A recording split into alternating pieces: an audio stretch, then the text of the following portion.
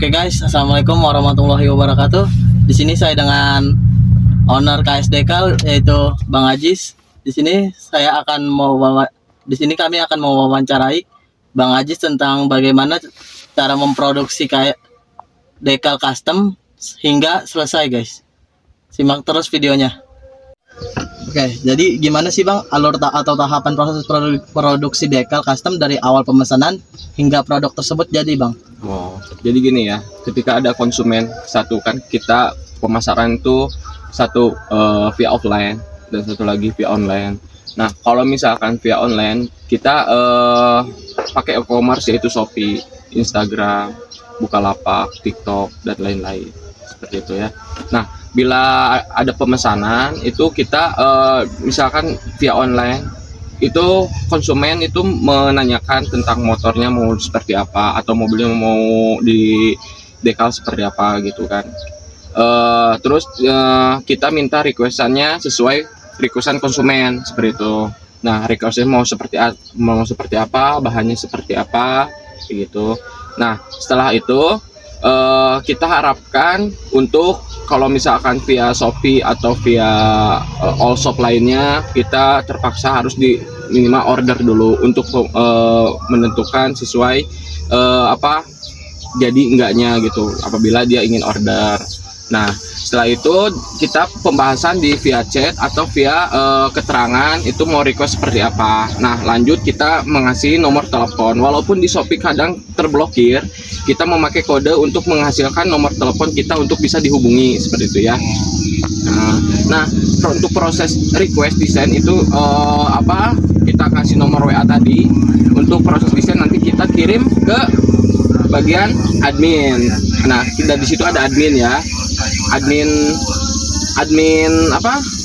kami itu untuk mengkonfirmasi tentang konsumen bagaimana requestannya seperti itu. Nah, setelah jelas desainnya mau seperti apa, lanjut ke via editing. Nah, via editing itu langsung proses dengan requestan tersebut, langsung konfirmasi lagi ke admin untuk konfirmasi ke konsumen seperti itu. Nah, setelah cocok, nah kita langsung proses ke tahap cetak. Nah, setelah tahap cetak kita konfirmasi lagi bahwa pesanannya telah selesai dicetak, kita langsung konfirmasi lagi konsumen. Nah, setelah deal langsung kita packing dan langsung kirim. Nah, itu via online. Nah, kalau misalkan via offline tadi hampir sama online, cuman bedanya kalau misalkan offline itu datang ke toko langsung nulis keterangan mau seperti apa, pakai bahan apa, requestannya seperti apa gitu.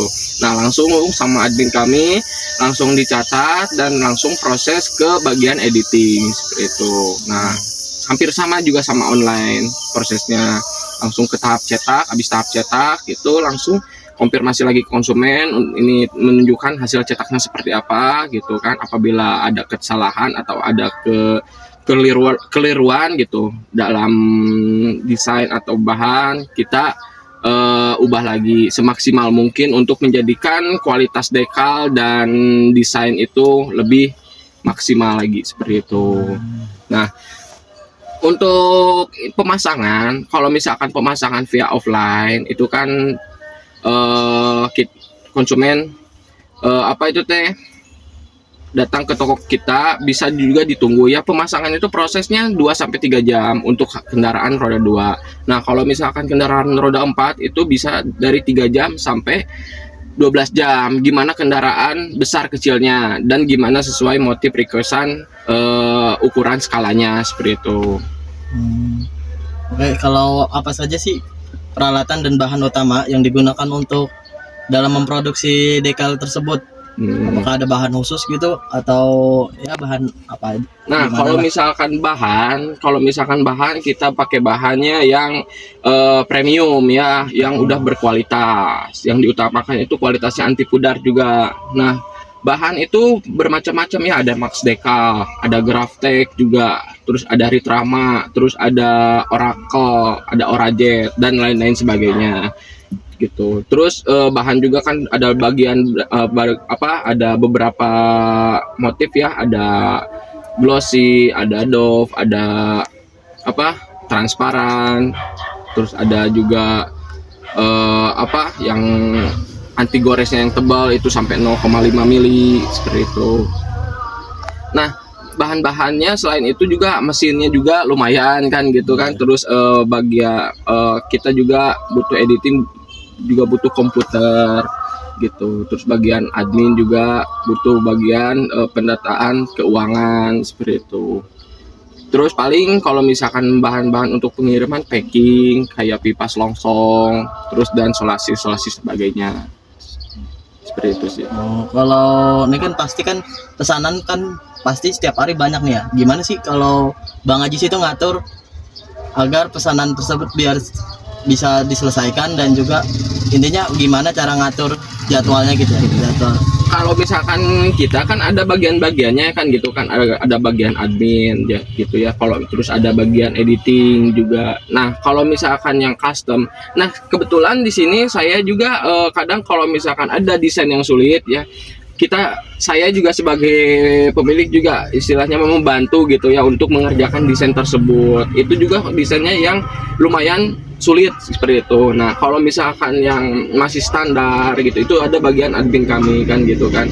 Soalnya apa, keluhan dalam desain itu harus detail. Jadi tidak sembarangan. Selain skill juga feeling dan kreativitas juga harus main kayak gitu sih. Nah, kalau misalkan ini ya, kalau misalkan ada kan untuk mengerjakan hasil-hasil dekal tersebut kan ada bagian-bagiannya, jadi sudah dibagi gitu. Ada tim kami untuk memproduksi dekal, bagian cetak seperti apa, terus desainnya kayak gimana, terus bagian pengiriman juga ada gitu. Ini kan pasti kan kalau bikin produksi dekal kan pasti banyak ya itu kendala. Kira-kira kendalanya apa, dan juga gimana sih solusi dari Bang Ajis ini melakukan mencari solusinya dan gimana menerapkannya? Nah, kebanyakan kalau misalkan kendala di dekal itu kebanyakan yang kita alami itu via online ya. Oke, online. Yang satu miskomunikasi. Jadi desainnya seperti ini, pas dilihat dia lupa atau ada kesalahan dari konsumen atau dari kita gitu kan. Ya kita terpaksa cetak ulang seperti itu. Terus ada bahan yang konsumen tidak bilang pengennya dop, tapi kita cetak glossy kan. Kita juga istilahnya mah untuk berpartisipasi untuk menangani masalah tersebut gitu. Jadi gimana baiknya. Terus kalau kadang kebanyakan itu kesalahan di mesin cetak. Kadang suka error gitu kan, kadang suka bagian laminasinya suka mengkerut gitu. Nah, untuk kesalahan, terus juga yang paling banyak itu kesalahan di warna. Jadi kadang warna itu tidak sesuai dengan yang kita lihat, sama di digital itu beda. Soalnya kalau misalkan di penglihatan kita warnanya misalkan merah cabai misalkannya, pas dilihat di foto itu merahnya merah agak muda gitu. Jadi kalau misalkan via digital itu agak sulit menyamarkan warna, soalnya via digital itu nggak tahu HP-nya mengandung efek atau dari kameranya mengandung filter seperti apa gitu. Jadi kalau misalkan itu kebanyakan keluhannya di warna gitu. Jadi kan kalau misalkan warna kayak warna biru Suzuki, biru Yamaha, itu kan birunya beda-beda ya. Ya, jadi untuk menyamakan birunya itu agak sulit kalau kalau misalkan via online. Tapi kita sediakan kebetulan format warna dari Honda, Suzuki kita udah ready gitu. Jadi dari kesalahan tersebut kita sudah ready format untuk merek-merek brand Honda, Yamaha, dan Kawasaki dan lain-lainnya seperti itu. Jadi untuk meminimalisir kesalahan di dasar warna kayak gitu. Nah, bagaimana Bang Ajis ini menangani kendala dalam produksi seperti mesin rusak, keterlambatan bahan baku, atau revisi dari pelanggan? Nah, kalau misalkan kerusakan dalam mesin gitu, kita ada teknisi khusus ya. Jadi kalau misalkan teknisi khusus itu kita panggil, jadi udah ada teknisi langganan kita. Jadi kadang kalau misalkan teknisi tidak menghadapi, itu berarti kadang juga ada kendala di spare partnya. Kalau misalkan spare part mesin itu lumayan juga kan, kadang juga inden.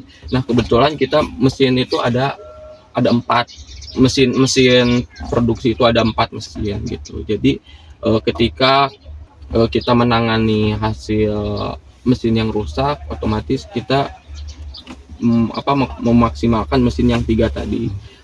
Nah, minusnya itu ketika ada overload, jadi orderan banyak. Jadi kita juga sebelum konsumen memesan itu kita udah menjanjikan untuk prosesnya PO seperti itu. Jadi kita meminimalisirnya 2 sampai 3 hari dan maksimalnya seminggu gitu. Konfirmasi kepada konsumen itu 2 sampai 3 hari ya untuk yang custom gitu. Soalnya kita nggak tahu kalau apabila ada terkendala di mesin atau overload seperti itu, atau tim kami ada yang tidak masuk seperti itu ya. Nah, kenapa kita memberikan PO 2 sampai 3 hari? Karena tadi satu ada mesin kan. Kalau misalkan mesinnya ada masalah, terus ada bahan-bahan yang habis dan belum sampai. Soalnya kan kita bahan-bahannya juga dari Jakarta ya, gitu. Jadi kalau misalkan perjalanan Jakarta itu lumayan waktu, tapi sebelumnya kita produksi, sebelum mau habis kita udah pesen lagi. Tapi kan kurang tahu ya kalau misalkan ada kendala di jalan, pihak ekspedisinya seperti apa gitu. Makanya kita menyajikan kepada konsumen itu 2 sampai 3 hari gitu. Seperti itu. Enggak. Untuk pemesanan kira-kira banyaknya offline atau online? Nah, kebetulan kita banyak reseller ya. Reseller itu kita berbagai daerah juga. Walaupun dilihat hasilnya mana banyak online atau offline, yang lebih banyak sekarang online gitu. Soalnya sekarang dunia zaman digital dan banyak kita reseller itu mainnya e-commerce, Shopee dan lain-lain sebagainya. Jadi kita kebanyakannya pemesanan secara online gitu. Walaupun tidak sedikit juga yang memesan offline juga. Nah, kalau misalkan offline itu kebanyakan pelangganan yang udah pesan, jadi sekalian pasang, sekalian ini gitu. Nah, terus kalau misalkan via online itu karena praktis juga ya, karena praktis juga bisa via aplikasi, tinggal nunggu langsung kita proses gitu sih. Jadi intinya banyaknya online. Kalau untuk pemesanan udah sampai mana aja? Nah, kebetulan kalau misalkan kita kan proses ininya alhamdulillah ya, selama lebih dari 5 tahun dalam usaha Dekal ini, seluruh Indonesia ini kita udah sampai kemana-mana gitu. Jadi udah hampir seluruh Indonesia kita udah nyampe kayak gitu. Soalnya ya di era digital ini jangkauannya semakin luas gitu. Dan kalau misalkan pengiriman sampai luar juga kita udah sampai kayak seperti Singapura, Malaysia kayak gitu, dan Asia lainnya kayak gitu sih.